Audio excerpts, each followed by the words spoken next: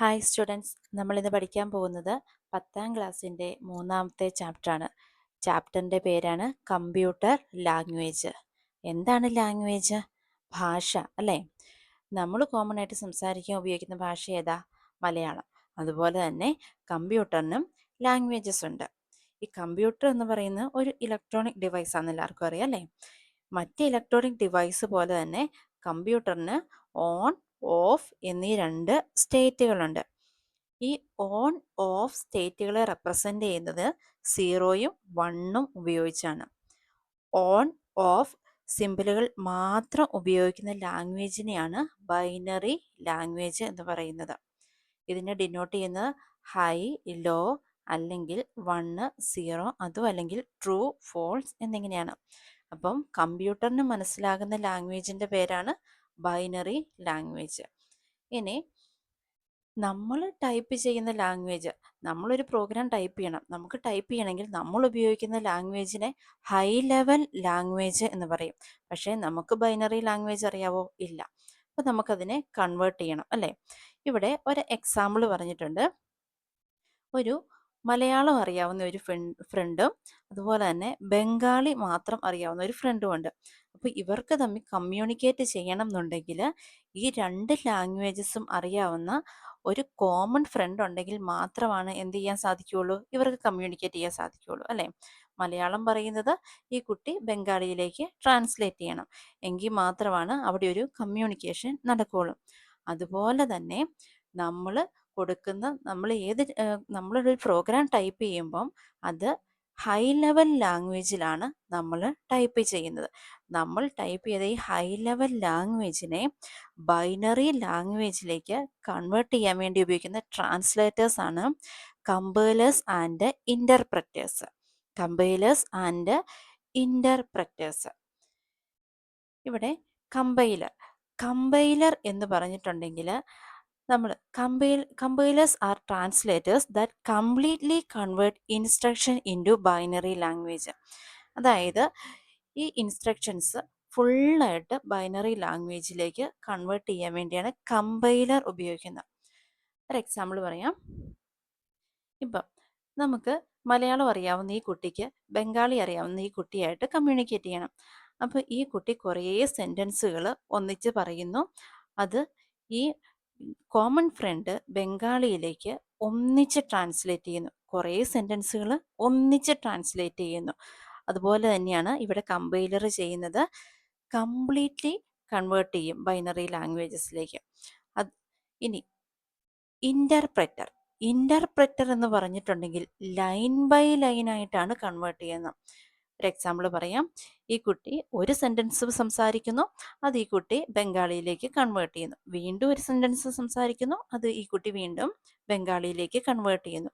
അതുപോലെ തന്നെ line by line ആയിട്ട് കൺവേർട്ട് ചെയ്യാൻ വേണ്ടി ഉപയോഗിക്കുന്നതാണ് interpreter.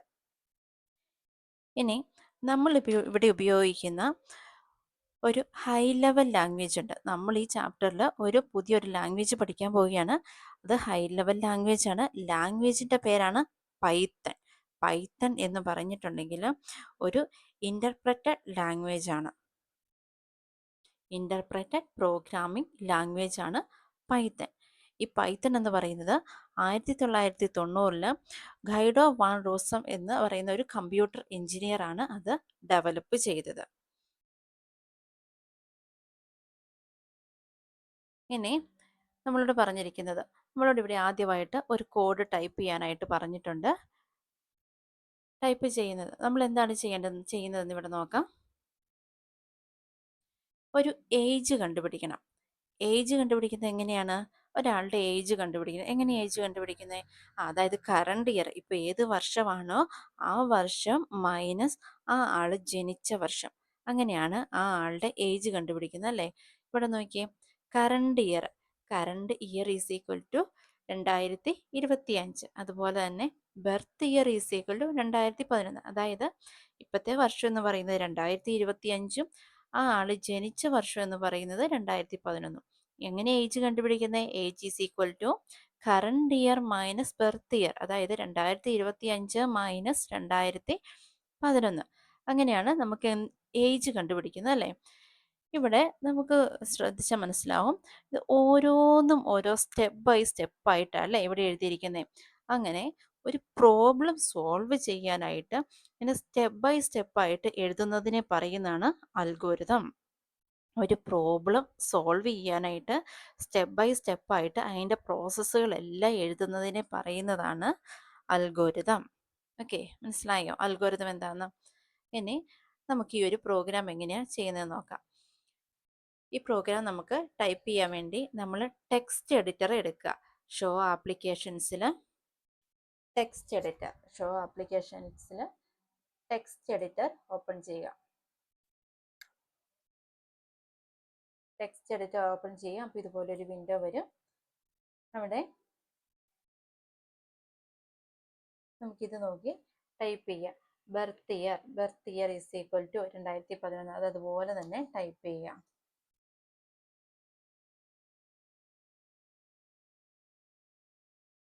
Birth year is equal to 2011.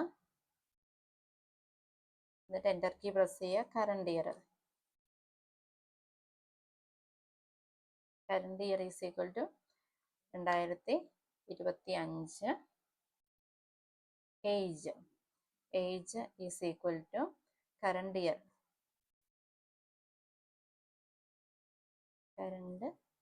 Year minus birth year.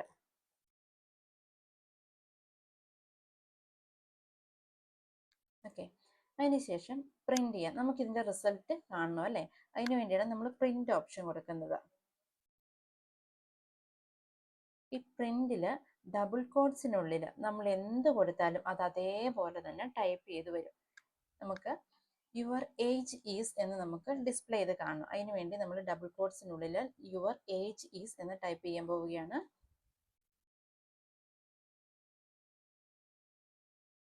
Age is, എന്നിട്ട് ഒരു കോളൻ കൊടുത്തു, എന്നിട്ട് ഡബിൾ കോട്ട്സ് കൊടുക്കുക, കോമ കൊടുക്കുക. അതിനുശേഷം നമ്മൾ ഈ കൊടുത്തിരിക്കുന്ന ഏജ്, നമ്മുടെ ഈ റിസൾട്ട് സ്റ്റോർ ചെയ്ത് വെച്ചിരിക്കുന്ന ഈ ഏജിൽ അല്ലേ, ആ ഏജ് വേണം നമ്മളിവിടെ കൊടുക്കാൻ.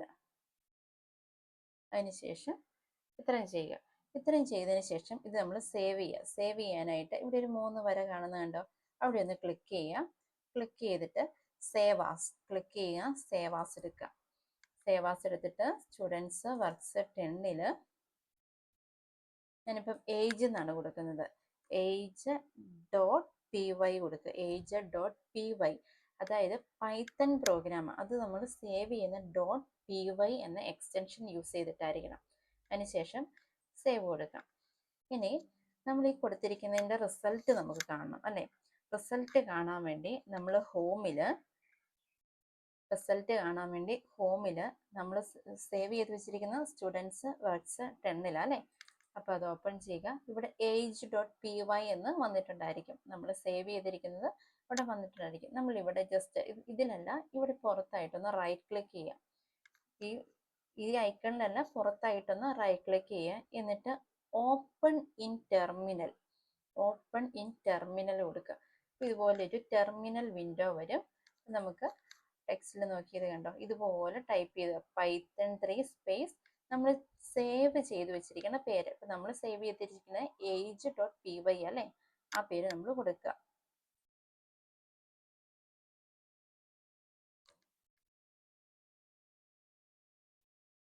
Python 3 space age dot py ഈ രീതിയിൽ കൊടുത്തിട്ട് ഒരു എൻ്റർ കീ പ്രസ് ചെയ്യുക. എറർ ഒന്നും ഇല്ലെങ്കിൽ നോക്കുക. യുവർ ഏജ് ഈസ്, നമ്മൾ ആ ഡബിൾ കോട്ട്സ് കൊടുത്തിരിക്കുന്ന യുവർ ഏജ് ഈസ് എന്നുള്ള അതുപോലെ തന്നെ വന്നു. എന്നിട്ട് അതിൻ്റെ റിസൾട്ടും വന്നു. ഏജ് എന്നതിന് പകരം അവിടെ റിസൾട്ടും വന്നു. ഓക്കെ, ആദ്യത്തെ ഒരു പ്രോഗ്രാം എല്ലാവർക്കും മനസ്സിലായെന്ന് വിചാരിക്കുന്നു. ഇനി അടുത്തത് നമ്മളോട് കണ്ടുപിടിക്കാൻ പറഞ്ഞിരിക്കുന്നത് ഒരു റെക്റ്റാങ്കിളിൻ്റെ ഏരിയ കണ്ടുപിടിക്കാനാണ് പറഞ്ഞിരിക്കുന്നത്. റെക്റ്റാങ്കിളിൻ്റെ ഏരിയ. ഇതും അതുപോലെ നമ്മൾ എന്ത് ചെയ്യാം? ആദ്യം തന്നെ ഒരു ടെക്സ്റ്റ് എഡിറ്റർ ഓപ്പൺ ചെയ്യുക. ഇതുപോലെ തന്നെ ടൈപ്പ് ചെയ്യുക. Length is equal to 35.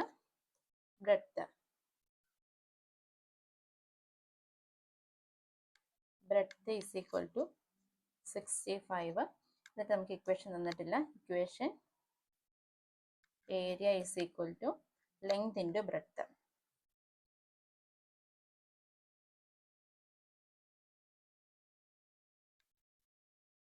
ഇൻറ്റുവിന് നമ്മളിവിടെ സ്റ്റാർ ആണ് ഉപയോഗിക്കുന്നത്. ലെങ്ത് ഇൻറ്റു മാർക്കിന് പകരം ഇവിടെ സ്റ്റാർ ആണ് ഉപയോഗിക്കുന്നത്. Length into breadth.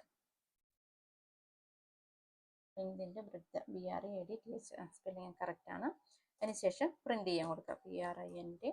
പ്രിന്റിനകത്ത് എന്താണോ നമുക്ക് മെസ്സേജ് ഡിസ്പ്ലേ ചെയ്യേണ്ടത് അത് ഡബിൾ കോട്ട്സിനുള്ളിൽ കൊടുക്കുക. Area of rectangle is.